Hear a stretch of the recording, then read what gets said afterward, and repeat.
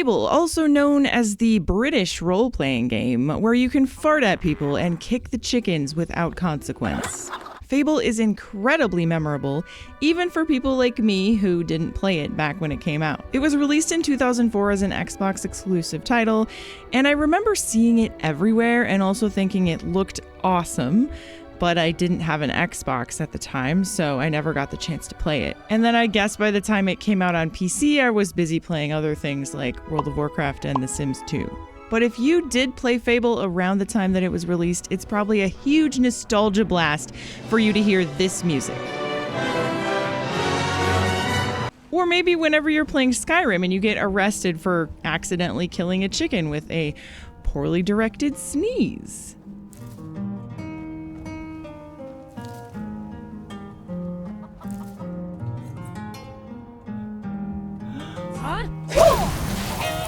That's a valuable animal. Do you think that Todd Howard played lots of Fable back in the day and eventually felt so guilty about abusing the chickens without any consequences that he then created a world where chickens could get the justice they deserve? In other words, did Todd Howard create Skyrim for the chickens? Why are the chickens so overprotected, Todd? Who's laughing now? Anyway, the purpose of this video series, Nostalgia or Nightmare, is to dig up these old games that we have such fond memories of, the ones that bring us back to our younger days, and make us feel all warm and cozy inside as we recall our excitement and wonder as we explored these games for the first time. But what if you went back to that same game today in search of those same cozy feelings? But now, you're all grown up and, well, you've seen some shit, including bad games. Would Fable still be a beautiful nostalgic experience for you? Or were you simply blinded by your innocence? Now don't worry, I'm not asking you to play this 20-year-old game. I already did that for you, and I'm also going to answer that question for you at the end of this video. First, let me tell you how my experience went playing Fable for the first time in 2024. In order to get a fairly accurate nostalgic experience, I opted for the old PC version of the game, which is called Fable: The Lost Chapters.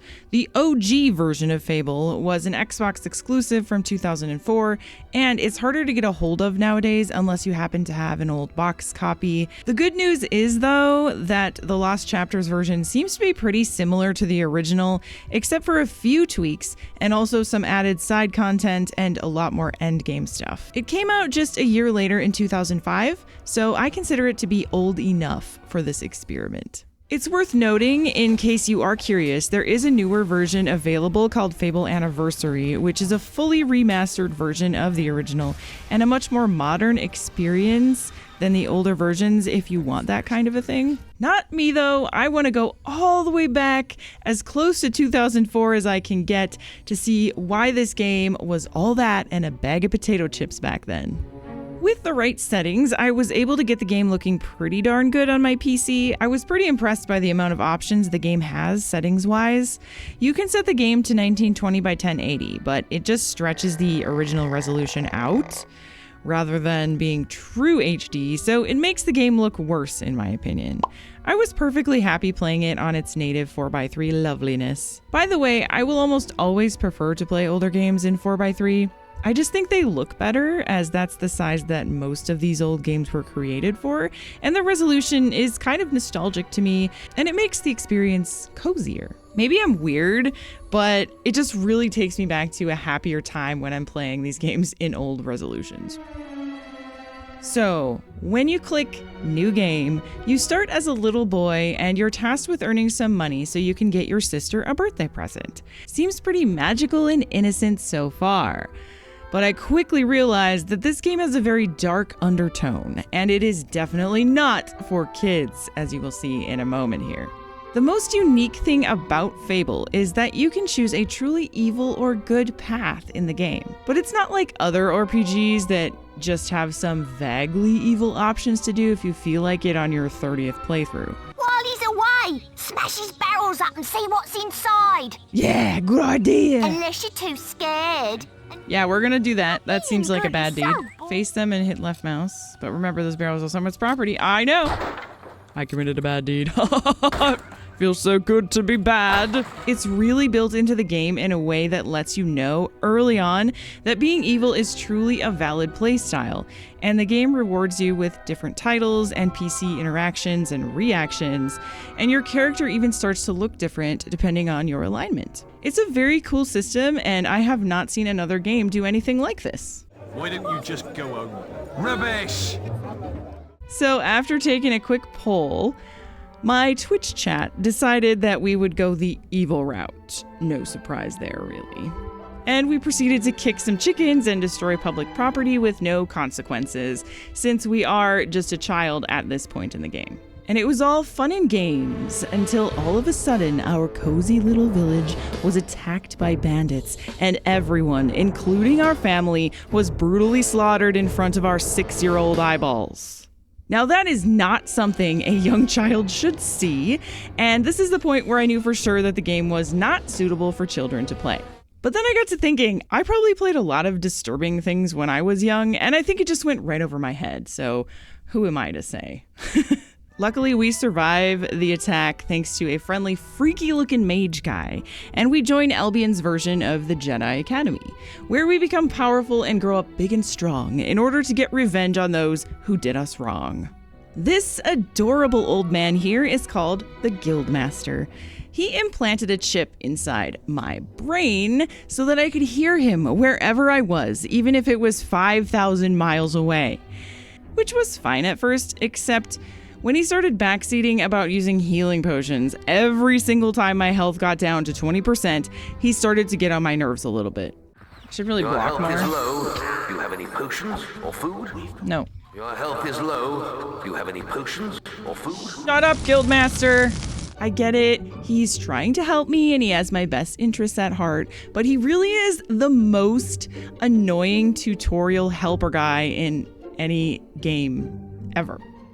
But luckily, you can turn him off in the settings. Unfortunately, though, I did not realize this until I'd been playing for about 3 hours. At which point, I was searching around my skull to find the entry point of that chip he installed so that I could rip it out of my head.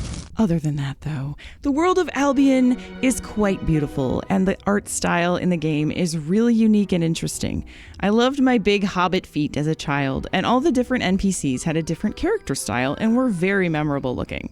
The voice acting was also very pleasant all around, especially for a game of this age. Ah, there you are. About time you showed up. I was going to start without you. I used a keyboard and mouse to play this game, which was a bit unfortunate because I wanted to test out the controller since that probably would be the most nostalgic way to play this game for the first time, but I could not get my controller to work no matter what I did. No idea why, so keyboard and mouse it was. It controlled pretty well, aside from some janky movement here and there, and some minor inconveniences with the UI and the menus.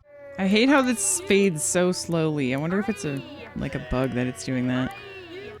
But that was to be expected as this is an older game and it was made for console. Disappointing, but it's just kind of a reality that I accept now and then. I have a pretty high tolerance for older controls and the general jankiness of old games, and I will say that this game does feel old. The controls haven't really aged very well, but it's not bad. I think if you're someone who doesn't play old games very often, you might be slightly annoyed, but personally, I found the gameplay to be quite fun, and auto-aim helped a lot through the hard times. I tried out the magic and the melee, and both were very fun to play, but my favorite part of the gameplay was messing with the NPCs and trying to farm evil points to get as evil looking as possible as fast as I could. I found an apple pie! Score! 100 gold!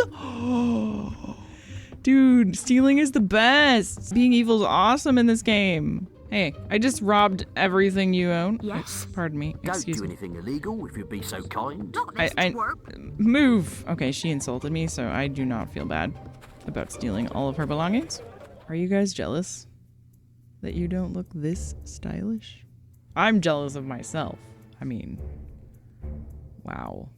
I'm curious, if you played this game back in the day, let me know what your most memorable thing about the game is and what was your preferred playstyle. Did you do the good or the evil route? So I was constantly called back to the Jedi Academy via the cute old man inside my head to get new quests that were some version of escort a guy somewhere or kill some dudes somewhere else. Kind of standard, but the game has a little bonus betting system on top of the quest that you can do called boasting. And if you choose to boast, you can get extra rewards if you fulfill different challenges while completing the quest. For example, I constantly took the do it naked boast because it was simple and hard to mess up. Plus, being naked is always great.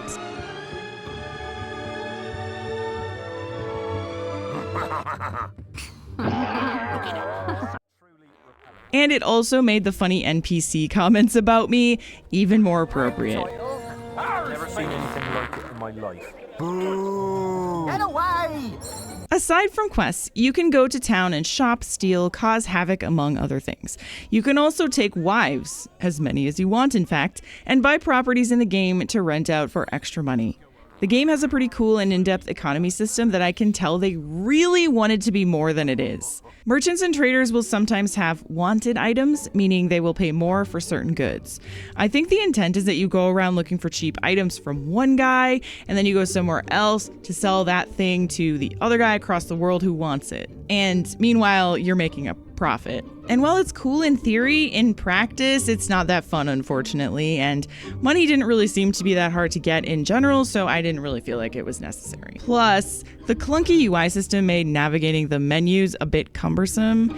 It's a cool idea, though. I love when games do little extra things like that. It's just a good sign that the developers loved making the game, and they wanted to do all that they could to make it more and more fun for us to play. A grave, yes. Marna Jennings' loving mother, dead. Okay.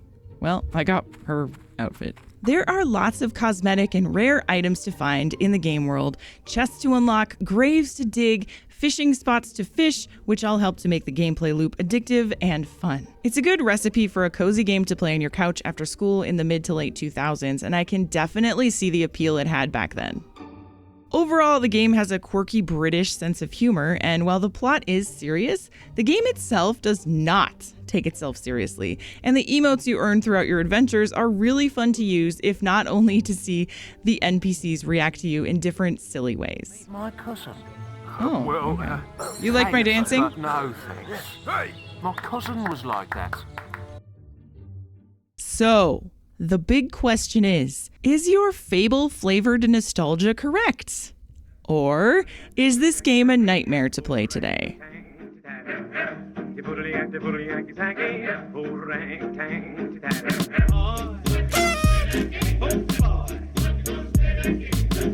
Nostalgia wins! Yay! You could easily go back to this game today and have a fun and cozy experience, and I doubt your positive memories of the game would be ruined at all because Fable is a great old game. Thank you so much for spending your precious time with me today. I hope I will see you in the next video. The icon for the fart, it's just butt cheeks. Your health is low. Do you have any potions or food? Big your jive.